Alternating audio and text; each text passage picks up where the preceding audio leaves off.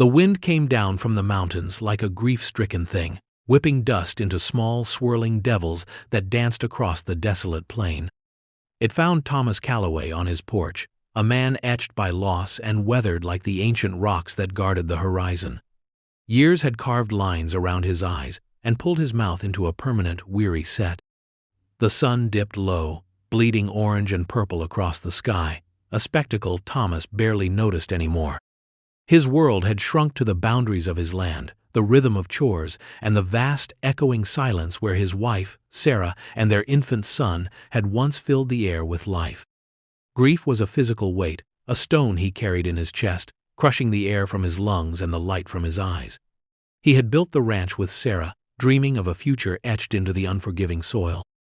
Her death during childbirth, and the babies soon after, had shattered that future into a million shards of pain. He hadn't bothered picking them up. He simply existed, moving through the days, a ghost haunting the life he was supposed to have lived. He rarely went into town anymore. The small cluster of wooden buildings huddled by the train tracks felt alien, filled with faces that held pity he didn't want or curiosity he couldn't bear. The general storekeeper, Mr. Davies, understood well enough to just nod and get the supplies ready. Anything else was too much. The land was his solace and his prison. The vastness swallowed his shouts, the wind carried away his tears if any dared fall, and the endless sky offered no judgment, only indifference. This evening, though, necessity had driven him out. A part on the windmill had snapped, and without it, drawing water was back-breaking labor he was too tired for. He rode into Willow Creek as the last rays of sun bled into twilight. The train station, usually a hub of noise and brief, transient life, was quiet. The afternoon train had long since passed, leaving behind the settling dust and the smell of coal smoke. He tied his horse Dusty to the post and cast a quick, practiced glance around. That's when he saw her. She was huddled on the wooden bench outside the station house, a small, still figure swallowed by the looming shadow of the building. The wind bit at her thin clothes. Even from a distance, Thomas could see the deep shade of her skin, the dark, straight hair tangled around a face too young to hold such emptiness. An Apache girl, alone, freezing. A knot tightened in his gut. Prejudice ran deep in Willow Creek. Any native face was met with suspicion, fear, or outright hostility. An Apache, particularly, stirred old resentments and whispered fears born of conflict and misunderstanding. For her to be sitting here, exposed, meant something had gone terribly wrong. He hesitated. Every instinct screamed at him to ride on, get his part, and retreat to the safety of his isolation. This wasn't his problem. Getting involved meant trouble, the kind he had spent years avoiding. It meant stepping back into the messy, unpredictable world of people, a world that had only ever brought him pain. But the wind, howling around the corners of the station, seemed to carry the ghosts of his own losses, whispering of cold earth and final stillness. He remembered holding his son's tiny, lifeless hand, feeling the rapid ebb of warmth. He remembered Sarah's pale face, her eyes wide with fear and pain before they closed forever. This girl on the bench, alone against the biting cold, looked like a piece of that same vulnerable, fragile humanity the world seemed so eager to crush. He walked towards her. His boots sounded loud on the wooden platform. She flinched but didn't look up. Her arms were wrapped tightly around her knees, her head tucked down. She wore a simple, worn dress and a thin shawl that offered little protection against the wind's icy teeth. He stopped a few feet away. "Girl," he said, his voice rough from disuse. She finally raised her head, her eyes wide and dark in her narrow face. Fear flickered there, deep and raw. They were the eyes of a cornered animal, ready to bolt or bite. She didn't speak. "You shouldn't be out here," he said, stating the obvious. "It's getting cold." Still no answer. Her gaze darted around, as if searching for escape routes, or perhaps for someone who wasn't coming. Her lips were chapped and blue. "Where's your people?" he asked, feeling awkward. A faint tremor ran through her body. She hugged herself tighter. He sighed, the sound lost in the wind. He wasn't equipped for this. He wasn't equipped for anything beyond the silent routine of his ranch. But he couldn't just leave her. The image of his son, small and cold, was too potent. "You got somewhere to go?" he tried again. She shook her head almost imperceptibly. He rubbed a hand across his jaw. the stubble rough. The town was no place for her, not like this, alone and exposed. The sheriff, Mr. Brody, was no friend to natives. The women, like Martha Higgins with her sharp tongue and narrow eyes, would see her as nothing but a threat or a nuisance. He looked at the girl, then at the empty tracks stretching into the bruised twilight. He made a decision, swift and unexpected, even to himself. It was born of a deep, aching empathy he hadn't known he still possessed, a fragile ember rekindled by the sight of her vulnerability. "All right," he said, his voice firm now. "You come with me. My place ain't much, but it's warm. You can figure things out from there." Her eyes widened further, searching his face. Suspicion warred with desperate need. She didn't move. He took a step closer, holding out a hand, palm up, a gesture of peace. "Thomas Calloway," he said, offering his name, a thing he rarely shared. "I won't hurt you." After a long moment, she slowly, tentatively, extended a hand. It was small and cold. He took it gently, helping her stand. She swayed slightly, stiff with cold and fear. He didn't let go immediately, offering a moment of steady contact. Her skin was surprisingly soft against his calloused palm. He led her to Dusty, helped her mount, then climbed up behind her, wrapping a spare blanket he kept tied behind the saddle around her small frame. She was rigid against him, a trembling bundle of bone and fear. As they rode out of town, a few figures emerged from the saloon and the general store. They stopped, pointing, their murmurs carried on the wind. Thomas ignored them. He felt their eyes on his back, felt the weight of their judgment settling over him like the dust. He knew this act, taking in an Apache girl, especially him, the reclusive widower, would shock the town. It would stir gossip, suspicion, maybe even anger. But as he held the trembling girl against him, urging Dusty towards the lonely dark of his ranch, he found he didn't care. For the first time in years, the stone in his chest shifted, replaced by a different, unfamiliar weight, responsibility. They rode in silence under a sky now thick with stars. The cold deepened. The girl eventually relaxed a fraction against him, the warmth of the blanket and his body a small comfort against the biting wind. When they reached the ranch, the cabin was dark and silent. He dismounted stiffly, then lifted her down. She stood awkwardly, looking around at the unfamiliar place, the corrals, the barn, the small, dark cabin. "Come on," he said, leading her towards the cabin door. He fumbled with the latch, his hands stiff. Inside, it was cold and smelled faintly of wood smoke and dust. He lit a lamp, the sudden light making her squint. He saw her properly then. Young, maybe 14 or 15, thin, with cheekbones sharp enough to cut glass and eyes that held the wisdom of ages and the terror of a child. There was a cut above her eyebrow, clotted with dried blood, and a bruise blooming on her cheek. "Sit by the fire," he instructed, gesturing towards the hearth. He moved to build a fire quickly, his movements efficient and practiced. Kindling larger pieces, strike a match. Soon, flames licked at the wood, casting a warm, flickering glow. She settled near the fire, still huddled in the blanket. He busied himself, avoiding her gaze. He poured water from the basin, heated it on the small stove, found a clean rag. He knelt before her, the lamp between them. "Let me clean that," he said, indicating the cut. She flinched away slightly, but didn't resist. He was gentle, dabbing at the wound, cleaning away the dry blood. She watched him with those two knowing eyes. "My name is Nahili," she said, her voice a soft murmur, the first words he'd heard her speak. He paused, meeting her gaze. "Nahili," he repeated, testing the sound. It felt strange, speaking a name that wasn't Sarah or his son's. "Thomas." He finished cleaning the cut, then found a bit of clean cloth to cover it. He stood up, feeling the years of stiffness in his joints. "You hungry?" he asked. She nodded, a small, hesitant movement. He had meager supplies, beans, salt pork, coffee, dry biscuits. He set about heating some beans and frying a small piece of pork.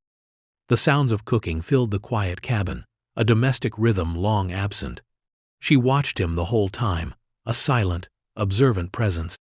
He dished up the food onto 2 tin plates and set one before her on the small, scarred table.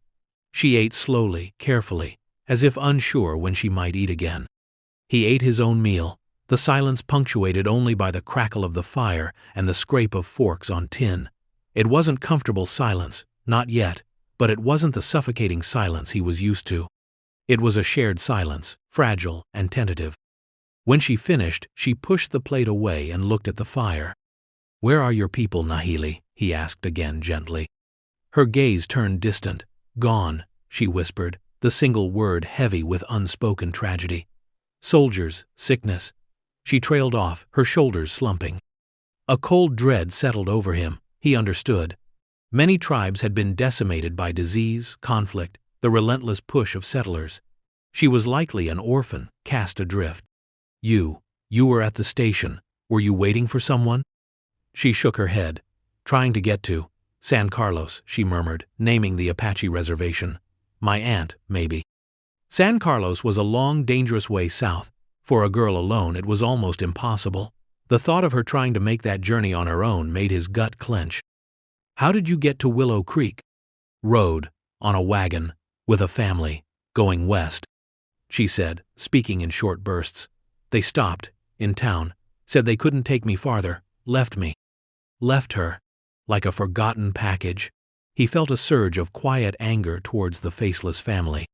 "You must be tired," he said, standing up. "Got a cot in the corner. Not much, but it's clean." He pointed to a narrow cot against the wall, piled with saddle blankets and a rough woolen one. It wasn't the feather mattress Sarah had loved, but it was shelter. She nodded, stood up, and moved towards the cot, still clutching the blanket he'd given her. She lay down, facing the wall, pulling the blankets tight around her. Thomas extinguished the lamp, leaving only the fire's glow. He went to his own bed, a straw mattress on a wooden frame. Sleep didn't come easily. The cabin felt different with another person in it, a presence that filled the empty spaces. He listened to her quiet, steady breathing and the wind outside. He wondered what the morning would bring, what he had gotten himself into. The next few days were a dance of cautious proximity. Nahili was quiet, observant. She spoke only when necessary, her answers brief. Thomas didn't press her. He showed her where things were, the well, the small outhouse, the woodpile. He went about his chores, mending fences, feeding the horses and cattle, working on the windmill part. She started helping, tentatively at first. She gathered kindling without being asked, helped wash the few dishes, swept the cabin floor with a broom made of twigs. She moved with a quiet grace, her presence like a soft shadow. He noticed the small things, how she carefully folded the blanket each morning, the way she watched the horses with a stillness that bordered on reverence, the quiet gratitude in her eyes when he offered her a piece of dried apple. He began talking to her more, not expecting answers, just filling the silence. He talked about the land, the changing seasons, the stubbornness of the cattle, the unpredictable nature of the weather. He told her about building the cabin, about Sarah's small garden, about the hopes they had held for this place. He spoke of his wife and son in a way he hadn't in years, the words coming out haltingly at first, then with a slow, steady flow. He didn't look at Nahili as he spoke, focusing on the fire or the view out the window, but he felt her presence, her quiet attention. It was like talking to the wind, but a wind that listened. One evening, while the wind howled outside, rattling the window panes, he was whittling a piece of wood by the fire. Nahili watched him. "You make pretty things," she said, her voice still soft but losing some of its earlier fear. He stopped, looking at the simple bird he was carving. "Just past the time," he mumbled. He hadn't carved since Sarah was alive. She had loved the little wooden animals he made. "My grandmother, she told stories with wood," Nahili said. "Figures, animals, they would dance." He looked at her, a spark of interest in his weary eyes. "Tell me," he said. She hesitated, then slowly began, describing the figures her grandmother carved, the stories they represented, tales of creation, of animals, of the spirits of the land. Her voice gained strength as she spoke, her hands moving slightly as if shaping the air. He listened, captivated.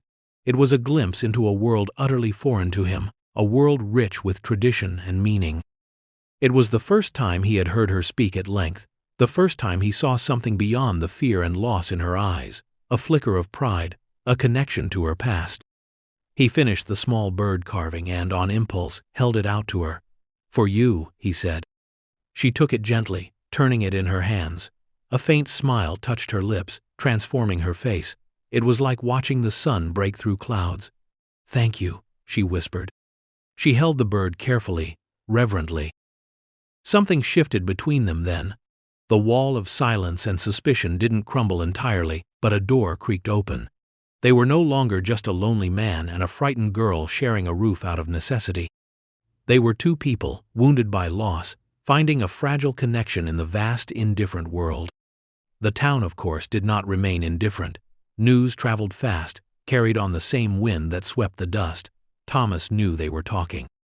He saw it in the way people stopped speaking when he entered the general store, the way eyes followed him.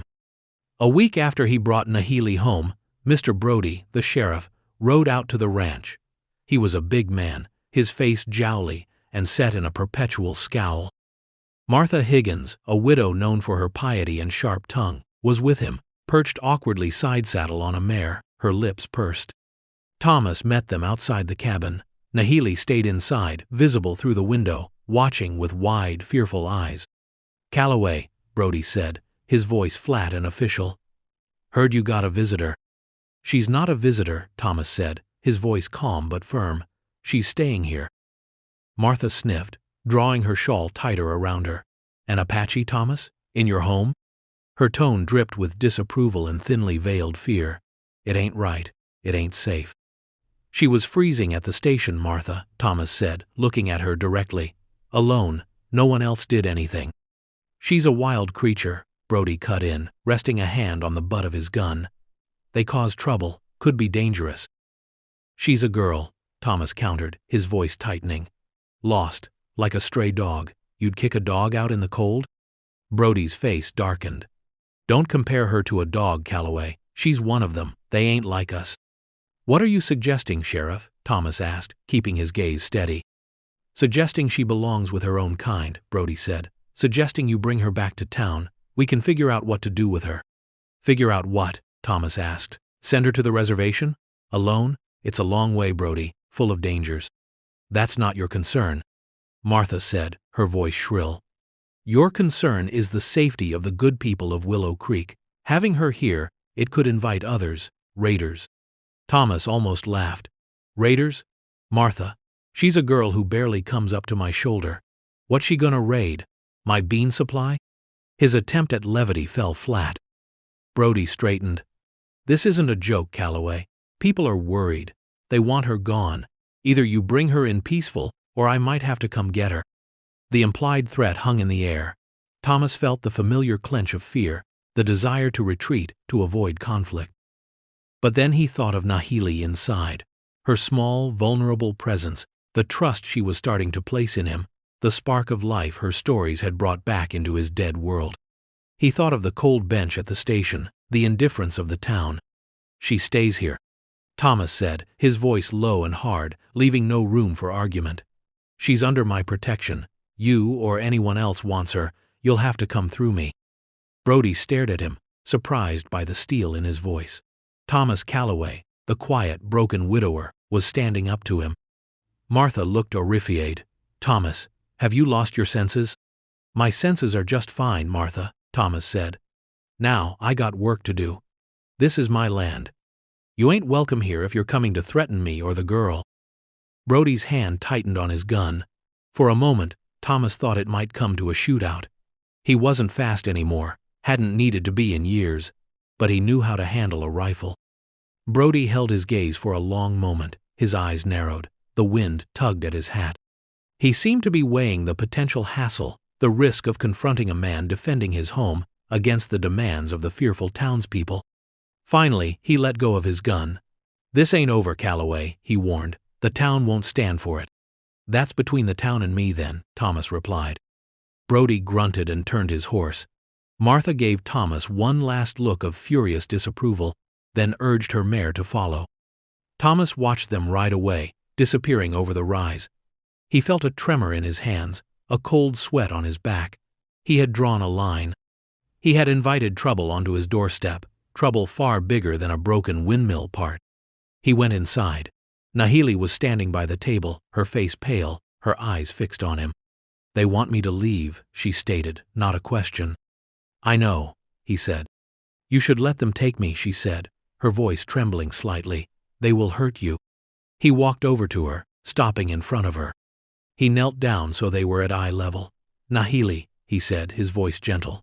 "They won't hurt me, not as long as I'm standing, and I'm not letting them take you." He saw the fear in her eyes, but also a flicker of something else. Relief, maybe even trust. "You called me by my name," she whispered. He hadn't even realized he had. "Yeah," he said, a small, unpracticed smile touching his lips. "You're Nahili, not the Apache girl, not a savage, you're Nahili." She reached out a hand and touched his arm, a brief, light touch. "Thank you, Thomas." The tension eased slightly in the cabin. They had faced the outside world together, and for now, they had held their ground. The bond between them, forged in silence and shared hardship, had been tested and strengthened. Life on the ranch settled into a new rhythm. The external threat from the town simmered, but didn't immediately boil over. Brody seemed content to let Calloway stew for a while, perhaps hoping he'd change his mind, or that Nahili would simply disappear. But Nahili didn't disappear. She became a fixture, a quiet, integral part of the place. She continued to help with chores, her movements becoming more confident. She learned to feed the chickens, to milk the cow, to help patch fences. She was quick and capable, learning by watching. She didn't complain about the hard work or the isolation. It seemed she preferred the quiet solitude of the ranch to the hostile glare of the town. Their conversations grew longer, easier. He learned more about her life before, the beauty of her people's land, the richness of their traditions, the close bonds of family, the devastating loss that had scattered them like leaves in a storm. He told her more about Sarah, about their dreams, about the ache of losing them both. They shared their grief, two solitary islands finding refuge in each other's understanding. He taught her to ride Dusty properly, not just perched in front of him, but handling the reins herself. Her initial fear of the large animal gave way to a quiet confidence. He watched her ride across the pasture, her dark hair streaming in the wind, a sight that brought an unexpected ache to his chest. Not of sadness this time, but something akin to hope. Nahili, in turn, taught him things. She showed him how to find water even in dry creek beds, how to read the signs in the land that spoke of approaching weather or the presence of animals. She taught him the names of plants he had only seen as weeds, and which ones could be used for healing or food. She saw the world with different eyes, eyes that were deeply connected to the earth in a way he, despite years on the land, had never fully grasped. His understanding of his own home deepened, becoming richer, more alive. The stone in his chest didn't disappear, but its edges softened. The silence in the cabin was no longer empty. It was filled with their quiet presence, the shared rhythm of their lives. He still missed Sarah and his son with an ache that was part of his bones, but the pain was no longer all-consuming. There was room for other feelings, warmth, responsibility, a quiet affection for the resilient girl who had walked into his life and nudged him back towards the land of the living. But the town didn't forget. The simmering resentment occasionally boiled over. One afternoon, when Thomas went to town for supplies, he found the general store empty except for Mr. Davies, who avoided his eyes. "Brody's been talkin'," Davies mumbled, stacking cans on a shelf. "Folks are gettin' riled again."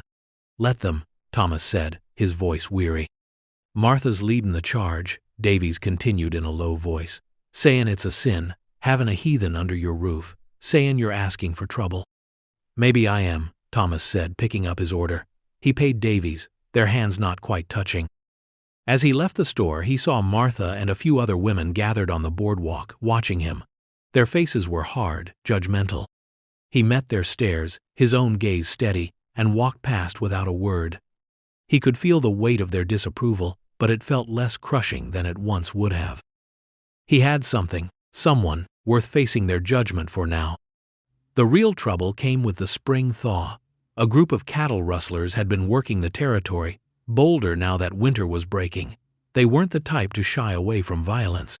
One evening, just before dusk, 3 of them rode up to the ranch. Thomas saw them coming across the plain, silhouetted against the setting sun. He felt the familiar prickle of fear, but it was different this time. It wasn't just fear for himself. "Nahili," he said, his voice sharp, "get inside. Lock the door, don't come out." She looked at him, her eyes wide. She didn't argue. She ran into the cabin. Thomas grabbed his rifle from the rack above the door. He wasn't looking for a fight, but he wouldn't run either. He stood on the porch, the rifle held loosely but ready. The three men rode up, their faces rough and unfriendly. The one in the middle, a burly man with a scarred face, seemed to be the leader. "Heard you got some good stock, Calloway," the leader said, his voice a low growl. "They ain't for sale," Thomas said, his voice steady despite the tremor in his hands.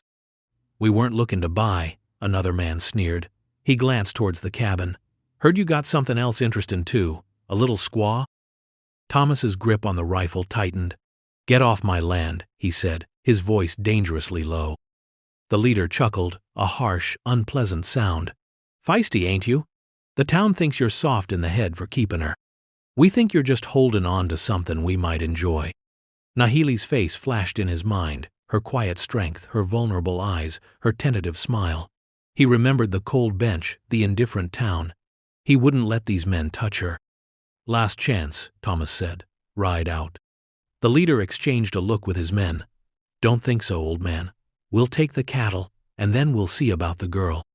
The leader reached for his pistol. Thomas didn't hesitate. He raised his rifle and fired. The shot echoed across the twilight-filled plain. The leader cried out, clutching his shoulder, his pistol dropping to the ground. The other two men reacted instantly, drawing their weapons. Thomas ducked behind the thick wooden support of the porch. Splinters flew as bullets thudded into the wood. He hadn't killed the man, but he had hit him hard enough to take him out of the fight for a moment. It was enough. He needed to scare the others off, not get into a prolonged gun battle he was sure to lose. He fired again, aiming high and wide, making the shot sound like a warning. "Get out," he yelled, "or the next one finds its mark." The rustlers hesitated. One glanced at his wounded leader, the other at the cabin, then back at the determined figure behind the porch post. They hadn't expected this kind of resistance from the quiet rancher. They were rustlers, not soldiers. This wasn't worth a potential gunfight to the death. "Let's go," one of them yelled, helping the wounded leader onto his horse. They turned and rode away, disappearing back the way they came, their forms swallowed by the deepening gloom. Thomas stayed behind the post for a long moment, listening, his heart hammering against his ribs.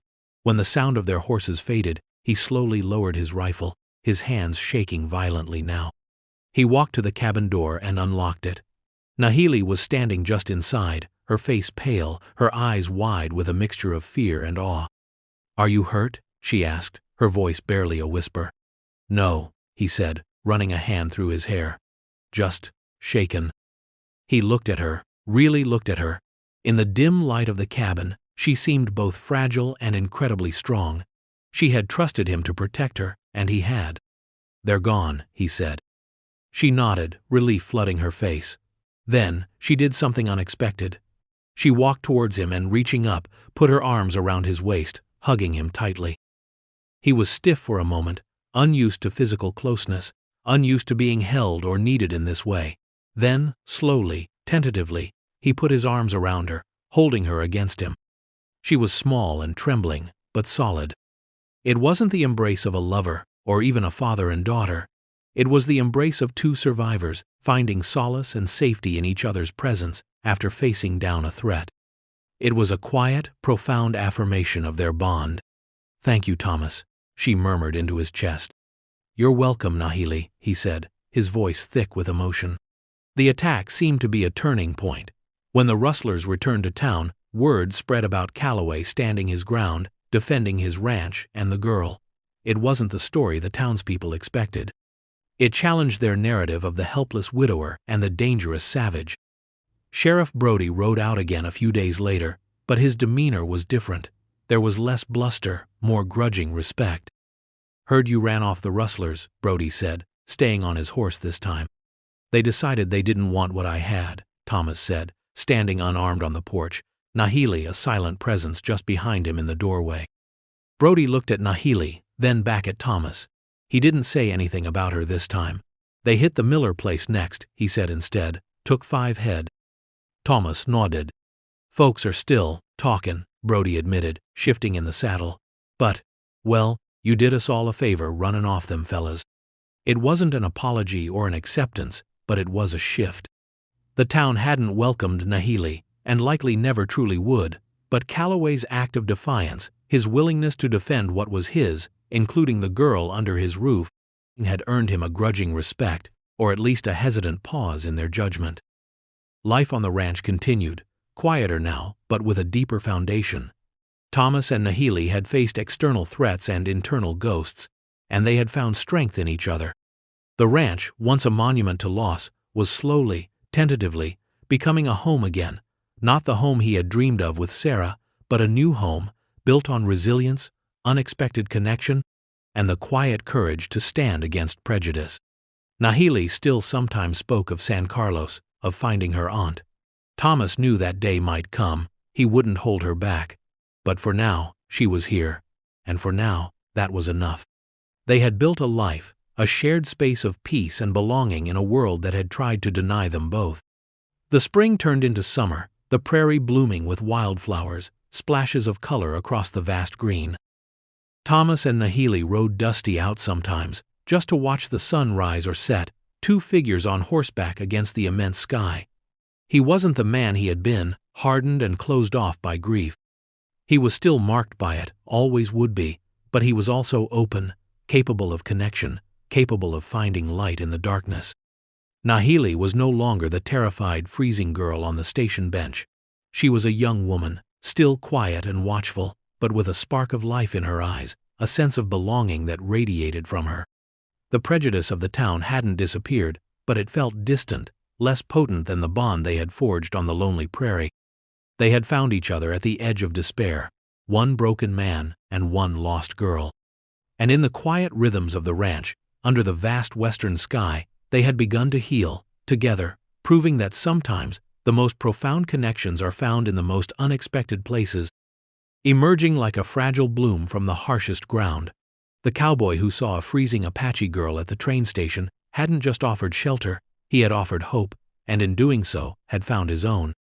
The town may have been shocked, but the prairie, ancient and wise, simply witnessed two souls finding their way home. Cold steel pressed hard against his temple. Finn Riley didn't dare breathe, didn't dare move. The desert sun hammered down, reflecting blindingly off the barrel of the Colt Peacemaker, held inches from his face. Dust, thick and gritty, coated his tongue. This was it then, kneeling in the dirt, miles from anywhere, under the unforgiving gaze of Bart Corbin. The outlaw's grin was a yellow slash in his sunburnt face, savoring the power, the finality. He leaned closer, the stench of stale tobacco filling Finn's nostrils. Corbin's voice was a low growl. Last chance, cowboy. But the vast, shimmering silence of the plains held more than just heat and dust.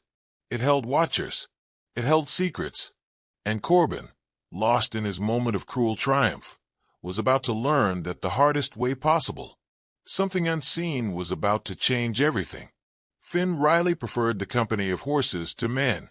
On the Sterling Ranch, a lonely outpost clinging to the edge of Comanche territory, that preference was easy to maintain. He was the quiet hand, the one who fixed fences, gentled nervous colts, and kept his past locked tight behind watchful eyes. Most folks figured him for a drifter, carrying the kind of weariness that came from hard miles and unspoken sorrows. They weren't wrong, not entirely. His hands, calloused from labor, moved with a quiet efficiency that hinted at more than just ranch work. He mended leather, reset horseshoes, his movements economical, precise. But it was his eyes that truly set him apart. They missed nothing. Not the way a hawk circled differently when tracking prey versus just riding thermals. Not the faint, almost invisible scuff of a moccasin near the creek bed, too light for a settler's boot.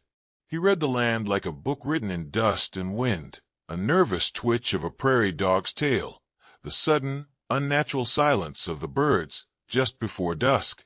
This constant observation wasn't born of boredom. It was survival instinct, honed sharp in a life he fought daily to forget, a life where missing such details meant a shallow grave. He felt the tension coiled deep within him, the ghost of old reflexes warring with his desire for peace. He saw the way old man Sterling sometimes looked at him, a question in his aging eyes. But Sterling never asked, and Finn never offered. The ranch itself breathed this tension. starkly beautiful, with mesas rising like ancient sentinels against the endless sky. It was a land that demanded respect. Water was scarce, shade scarcer, and danger could ride in on any breeze. Raiding parties, driven by hunger or vengeance, were a known hazard in these borderlands. Sometimes Finn found signs: an arrowhead of unfamiliar flint, a small, deliberate stack of stones on a boundary marker, a message not meant for him, but noted nonetheless. He glimpsed riders, too, distant figures moving with the fluid grace of those born to this terrain, melting into the heat haze before he could get a clear look.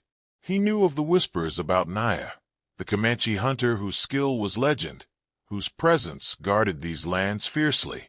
He sometimes wondered if the signs were hers, ephemeral traces left by a spirit of the plains. His days followed a rhythm: men tend watch, stay quiet, until the rhythm was broken by the drumming hoofbeats of riders approaching too fast, too hard. 3 men pulled their lathered horses up short before the ranch house, dust swirling around them. The leader swung down, arrogance in every line of his body. Bart Corbin. Finn knew the name, whispered in saloons alongside tales of robbery and bloodshed. The scar above Corbin's eye puckered as he surveyed the modest spread, his gaze sharp and predatory. He took in the horses, the barn, then settled on Finn, who stood frozen near the corral, a curry comb loose in his hand. Corbin didn't waste time on pleasantries.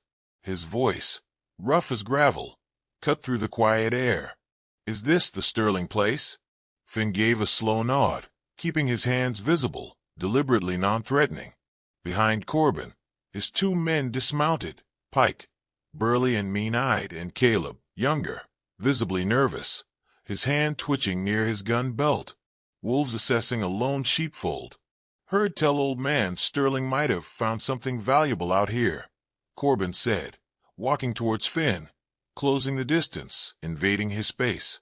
"Maybe a hidden spring, or something yellower, richer." He stopped inches away, his eyes boring into Finn's. "You his hired hand?" Another nod. Corbin scoffed. "Don't look like much." He spat tobacco juice, deliberately close to Finn's boot. "Where's the old man?" "Town," Finn replied, his voice carefully level. "Supplies." It was the truth. Sterling was 2 days gone. Corbin's eyes narrowed. "Convenient. Leaves you all alone out here." He glanced around, contempt clear on his face. "Seems mighty quiet." "Lonely. We'll be resting our horses," Corbin declared, making it an order, and taking a look around. "Don't you go getting twitchy now, ranch hand." His tone held a clear promise of violence if Finn caused trouble. The quiet Finn had cultivated felt suddenly fragile, thin ice under Corbin's heavy boot. The knot of dread in his gut tightened. This wasn't just a stop for water. This was an invasion. Corbin and his men settled in like ticks on a dog. They commandeered the shade, drank greedily from the trough, their eyes constantly assessing, calculating. Pike, sullen and brutish, barged into Finn's small bunkhouse, rummaging through his meager possessions, kicking aside a worn pair of boots with disdain. Caleb, jumpy as a rabbit, paced near the corral fence, his gaze flicking constantly towards the vast, empty horizon, as if expecting attack from the air itself. Corbin lounged against a fence post, idly cleaning his fingernails with a large Bowie knife, radiating impatient menace. Finn forced himself to continue his work. He moved to the barn, ostensibly to check feed supplies, his movements measured, calm. He needed them to underestimate him. Inside, he quickly relocated the spare rifle Sterling kept, hiding it deep within a sack of oats in the shadowed loft. He checked the loose floorboard in the main house later, ensuring the small pouch of emergency coins was still securely hidden. Small acts of defiance disguised as routine. He knew challenging them directly was suicide.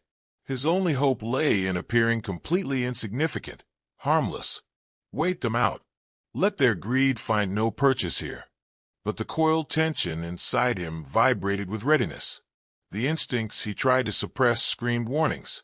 He watched Corbin's hands, the way Pike shifted his weight, the nervous sweat beading on Caleb's upper lip. He forced his breathing to remain even, kept his expression blank.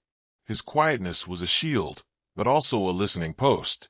He registered everything, and the land registered Corbin's presence too. Later that day, near the creek, Finn saw it, a single hawk feather, carefully placed under a specific streamside rock, a tiny turquoise bead tied near its quill. Not random. A marker. Placed since Corbin's arrival. He felt a prickle on his neck, the distinct sensation of being watched, but not by the outlaws. Pike was noisily sharpening his knife near the bunkhouse. Caleb was tending the horses with clumsy inefficiency. Corbin was still prowling around the main house. Someone else was out there, observing. Then, near sundown, as Finn repaired a section of fence near the northern boundary, he heard it, the sharp, distinct call of a canyon wren, but repeated 3 times, slightly off-key. A signal. He scanned the ridges, the shadowed folds of the hills. Nothing. Yet the feeling intensified. Naya. Was she tracking these men? Had Corbin's gang trespassed, stolen, desecrated something important to her people? The thought sent a complex current through him. Danger compounding danger. Yet a faint, unexpected shift in the balance. Perhaps Corbin wasn't the only predator hunting on this land today. The air grew thick with unspoken threats, seen and unseen. Corbin's arrival hadn't just disturbed Finn. It had stirred something ancient and watchful in the hills. 2 days under Corbin's thumb felt like 2 years. He tore through Sterling's modest belongings, finding nothing. He grilled Finn relentlessly about hidden water sources, secret trails, old caches. Finn offered nothing but simple truths and quiet denials. Corbin's frustration festered, turning toxic. He couldn't accept that this desolate ranch held no easy prize. His greed wouldn't allow it. He convinced himself the quiet ranch hand was the key, that Finn knew something, hiding it behind that blank stare. The breaking point came swiftly, violently. The 3rd morning dawned clear and hot. Corbin stalked out of the main house, his face dark with rage. Pike and Caleb snapped to attention like wary dogs. Corbin pointed a shaking finger at Finn, who was checking a horseshoe near the barn. Enough of this game, he snarled. You know where the water is. That hidden spring folks whisper about. You're gonna show me. Finn straightened, slowly meeting the outlaw's furious gaze. There's no spring, he stated flatly. Just the creek and the well. Liar. Corbin lunged, shoving Finn hard against the horse. The animal whinnied, startled. I heard different. Heard Sterling found a seep up in them hills. And you're gonna take me right to it. Finn's jaw tightened. Telling you, there's nothing. Corbin cut him off, with a dismissive wave. Pike, Caleb, stay put. Watch the place. He grabbed Finn's arm, his fingers digging into muscle like talons. You and me. Ranch hand, we're going for a walk. He frog-marched Finn away from the relative safety of the ranch buildings, heading north into the broken, rock-strewn country. The sun climbed relentlessly, baking the earth, reflecting off the stones with painful intensity. Corbin pushed him hard, jabbing him occasionally with his pistol barrel, convinced Finn's silence was defiance hiding knowledge. Finn conserved his energy, his mind racing, assessing the terrain, searching for any advantage, any escape route. But Corbin was alert, fueled by frustrated greed and the pleasure of dominance. Miles crawled by. The landscape grew harsher, more desolate. Finally, in a wide, shallow arroyo exposed to the full fury of the sun, Corbin decided he'd had enough. He shoved Finn violently forward, sending him sprawling onto his knees in the hot gravel. All right, Corbin growled, drawing his Colt Peacemaker. The metallic click of the hammer being cocked was terrifyingly loud in the sudden stillness. We stop here. Tell me where that spring is, or tell the buzzards when they come pick your bones. He aimed the gun directly at Finn's head, the dark muzzle unwavering. Finn looked up, past the gun, into Corbin's eyes. He saw no room for negotiation, only a cold certainty that violence held all the answers. Far back towards the ranch, Pike and Caleb were distant specks. No help there. He was alone. He closed his eyes for a heartbeat, the primal urge to fight, to move, almost overwhelming. But he was kneeling, helpless. The heat pulsed. High above, a lone hawk circled. Corbin's finger tightened on the trigger. His lips curled back in a sneer. Last chance, cowboy. A sound split the air, sharp, decisive. Not the expected roar of Corbin's gun, but a sudden thwack. An arrow slammed into the dirt right beside Corbin's gun hand, shaft quivering, feathers bright against the brown earth. Corbin froze, shock momentarily erasing the cruelty from his face. His head snapped up, eyes wide, scanning the rocky rim of the arroyo. Finn's heart leaped. He followed Corbin's frantic gaze. And there she was, standing on a weathered outcrop, perhaps 30 yards distant, etched against the piercing blue sky. A Comanche woman, Naya. She held a short, powerful bow, a second arrow already nocked, drawn back smoothly, its point aimed squarely at Corbin's chest. Dressed in practical buckskins, her dark hair braided, her face set in lines of intense concentration, she was the embodiment of the land's fierce spirit. No hesitation, no fear, only deadly focus. Corbin choked out a curse, instinctively trying to swing his pistol towards this new, unexpected threat. But Naya's voice cut through the tension, speaking sharp Comanche words that needed no translation. The message was clear. Move and die. Corbin hesitated, trapped. The kneeling cowboy below, the lethal archer above. Why now? Why here? Then Finn understood. The feather, the bird call. Naya hadn't stumbled upon them. She had hunted them. Naya spoke again, her English broken but fiercely clear, her gaze locked on Corbin. Bart Corbin, your men steal horses, burn sacred ground. Her voice was low, laced with ice and fire. My people remember. I remember. Corbin's past had finally caught up to him, materialized as an avenging warrior aiming an arrow at his black heart. Finn, still on his knees, felt a surge of raw adrenaline. The game had changed. The desert wasn't just watching anymore. It was striking back. Cornered and wounded by the accusation as much as the arrow, Corbin reacted with pure, feral rage. He snarled, shoving Finn violently aside as he scrambled for the scant cover offered by a cluster of low rocks, simultaneously trying to bring his Colt back into play despite the searing pain in his hand. Naya moved faster than thought. Another arrow blurred through the air, striking Corbin's gun hand with brutal force. The impact tore the peacemaker from his grasp, sending it spinning into the dust. Corbin screamed, a raw sound of pain and fury, clutching his mangled hand. Miles back, Pike and Caleb saw the commotion. They spurred their horses, charging towards the arroyo, weapons drawn. Pike leveled his shotgun from horseback. Caleb awkwardly aimed his mismatched revolvers. Naya flowed like water. Draw loose. An arrow took Pike's horse in the foreleg.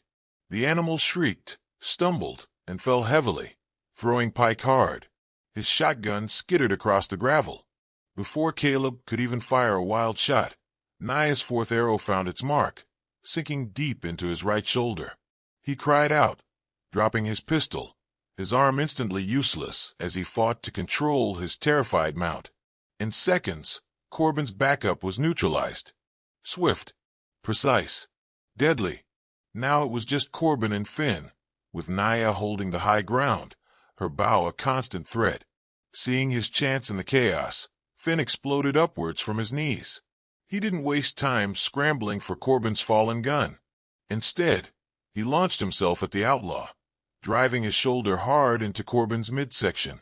They hit the ground together, a tangle of desperate limbs. Corbin, though injured, fought with the strength of panic, flailing, trying to reach the Bowie knife, still sheathed at his belt. Finn grappled, blocked, dodged.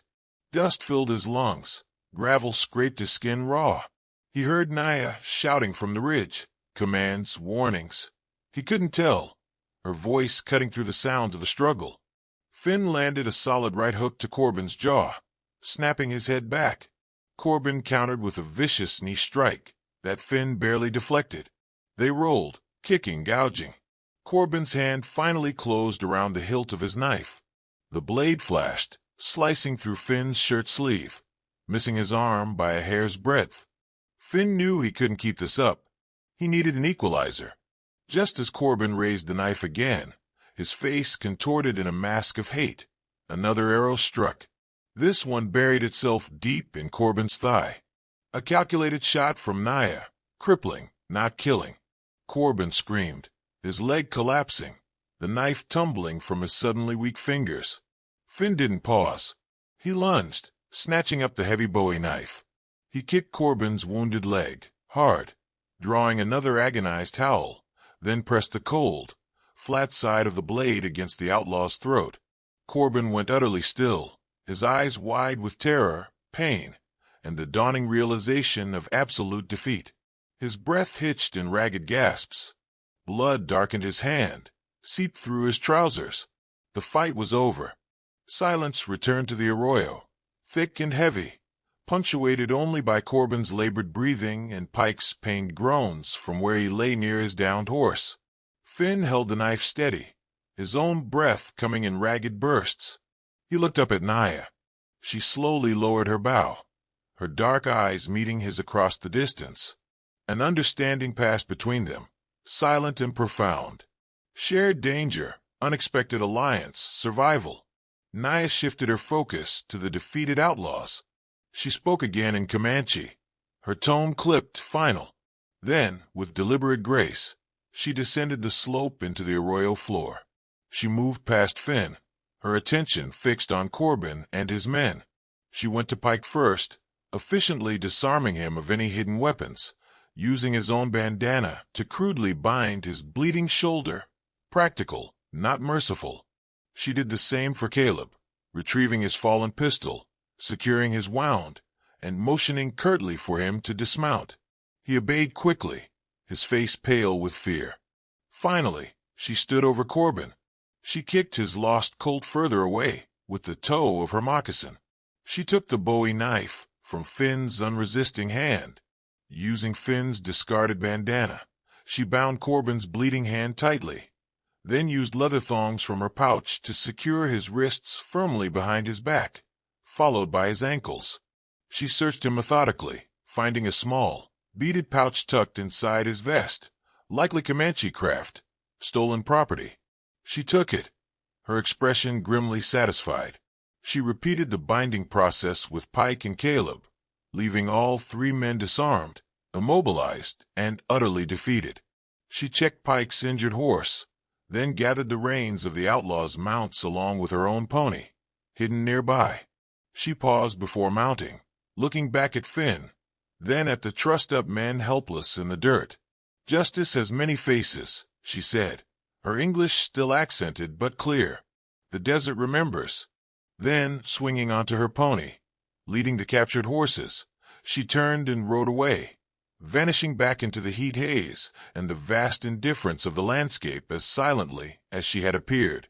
What fate awaited Corbin and his men, a distant marshal, thirst, predators, was left to the judgment of the wilderness. Finn stood alone in the suddenly quiet arroyo. The adrenaline drained away, leaving behind a bone-deep weariness and the sting of scrapes and bruises. He picked up his hat, slapped the dust from it, and looked at the rip in his shirt sleeve. He gazed for a long moment in the direction Naya had disappeared, then turned and began the long, slow walk back towards the Sterling Ranch. The sun beat down, but it felt different now, less oppressive. The silence felt less empty. He reached the ranch hours later. It was blessedly undisturbed. He drew water from the well, the cool liquid soothing his raw throat. He tended his minor injuries. The familiar quiet settled around him, but it wasn't the same. The encounter had irrevocably changed something within him, cracking the peaceful facade he'd so carefully constructed, reminding him of the violence he could never truly escape. But it had also shown him something else, that even in this harsh, unforgiving land, help could come from unexpected quarters. Strength could lie hidden in silence, and alliances could be forged without words. He never saw Naya again, but sometimes, working the fence line near the northern boundary, he'd find a single, perfectly placed hawk feather tied with a tiny turquoise bead, a silent acknowledgement, a shared secret held by the vast, watchful desert. Finn remained at the Sterling Ranch, the quiet cowboy, but the quietness now held a different quality, a deeper resonance. His eyes, forever watchful, now held the memory of the outlaw, the arrow, and the fierce Comanche warrior who had delivered the desert's unforgiving justice.